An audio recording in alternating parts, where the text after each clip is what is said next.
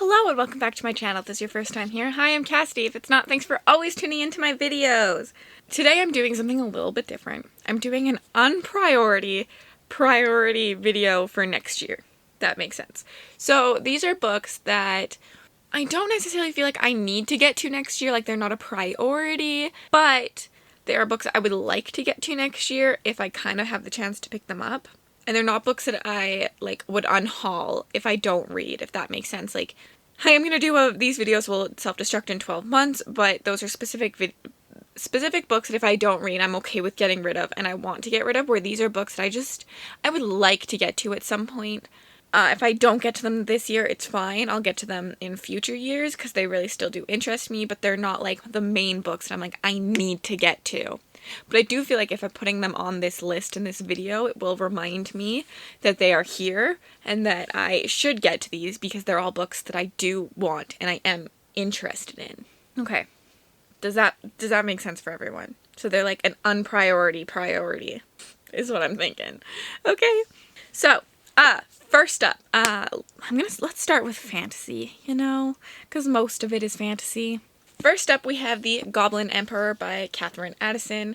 This book is really interesting, but I always forget about it because it's in mass market paperback, and so it just kind of hides on my shelves. This is about your half-goblin youngest son of the Emperor, who is, currently king.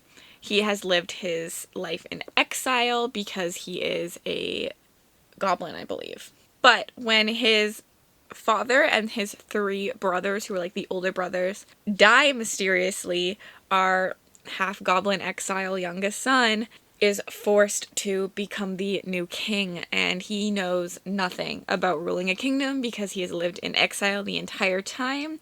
So he's trying to figure that out, and on top of that, there is a threat to his life because obviously someone killed the king and the other brothers, and this is just going to be really good political scheming. The back says, with no friends, no advisors, and no schooling in the art of court politics, the only thing Maya knows for certain is that whoever was behind the assassinations must still be plotting an attempt on his life. Sounds good. But I just never pick it up, and it's not a fantasy that I am extremely, screaming at to read right now. But it is a book that I do want to read, so that's why it's on this list. The next book is The Raven Tower by Anne Leckie. This is a book that sounds interesting. Again, it just doesn't scream, I need to read right now, but I do want to read. This is about a world ruled by the Raven God, and so the Raven God chooses a human to, rule for them, and has, the power of the god, and can sustain this power by, blood sacrifices to the god, but a usurper comes to the throne, and things start to get real messy, and I'm guessing the usurper discovers some dark history and secret about the Raven Tower, and things start to go awry. That's what I'm guessing. I don't really know. I feel like the description of this both on the book and on Goodreads is very vague, so I'm excited because I'm I know it's the first book in a series, so where is this going is my excitement for it. The Prairie of the Orange Tree by Samantha Shannon. This book's chunky. I think that's literally why this book does not scream, please read me at this very moment, because it's just so chunky, and then it's a standalone, and I like series. I have learned that I like series. I don't really know what this is about. I know it's multi-POV. There's a bunch of rulers. There's one ruler who needs a daughter, but assassins are getting way too close, so it's not safe for her daughter. I know that there's water dragons in this. I know that people love it, so I do want to read it. It sounds interesting. The East and West, I believe, are fighting. There's just a lot going on in this book, which, there has to be if it's freaking so long. Honestly, it's not even that long. It's 800 pages.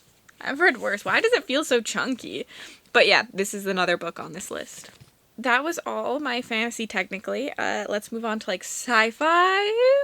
The Long Way to a Small Angry Planet by Becky Chambers. I actually have the second book already, and then another Becky Chambers book, which I do also want to read, so, to be taught, if fortunate, could probably go on with this, but I feel like I should read this first, even though this has nothing to do with it.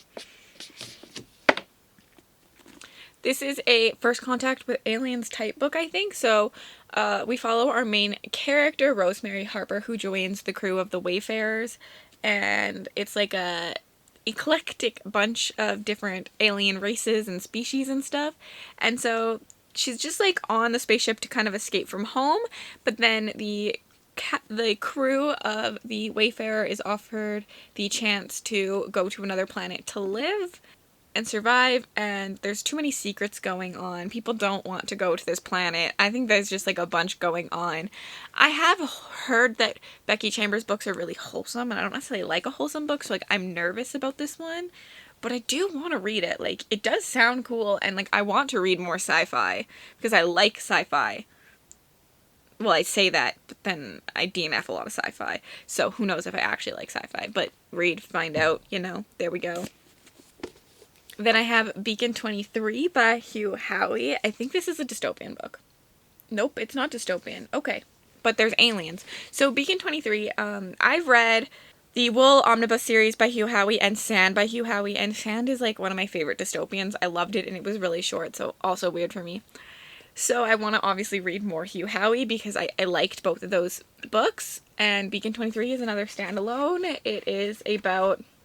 Okay, this is a book about beacons that are like lighthouses. So like, you know how man and women work a lighthouse to make sure like ships have safe passage? So now there's beacons in space, and these beacons are never supposed to go down, but when something happens and this beacon goes down, Beacon 23, with aliens, war, and madness all combining in a story of one man living aboard a beacon and his battle against the solitary blackness of space. Oh, this sounds kind of good. I feel like it gives me Martian vibes with like one man against the world, but with aliens. Yeah, sounds interesting.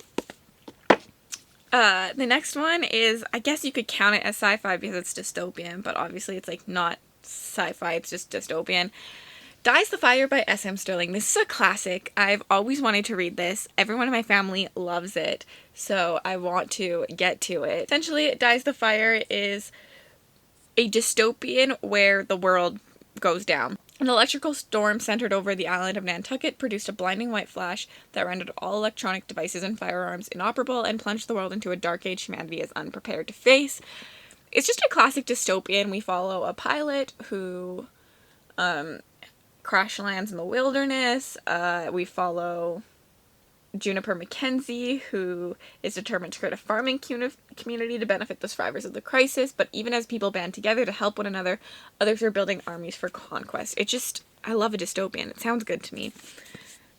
I want to read more dystopians because I do want to do a dystopian recommendation video, and so I gotta read more. The last book on this list of priority books. I kept it short and simple.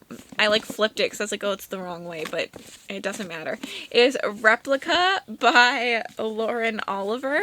This book, I really don't actually know what it's about in any way, but it interests me because of the way it's told. So if you look, this is the right way up, and I flip it, this is also the right way up. So we're reading two stories of two girls.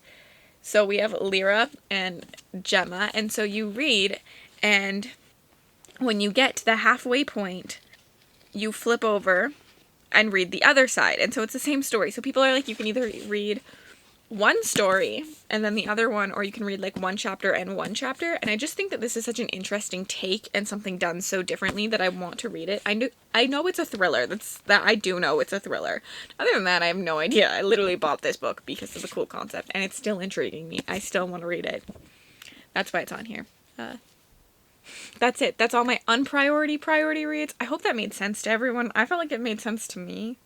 I'm thinking maybe because this jar is filled with like my chance books, I'm thinking that I'm going to maybe take all of the ones I wrote out and put in my unpriority, my priority, and my these books will self-destruct books into here. So then when I pick one for chance every month, or not every month, every time it lands on there, it will be one of the books from the video.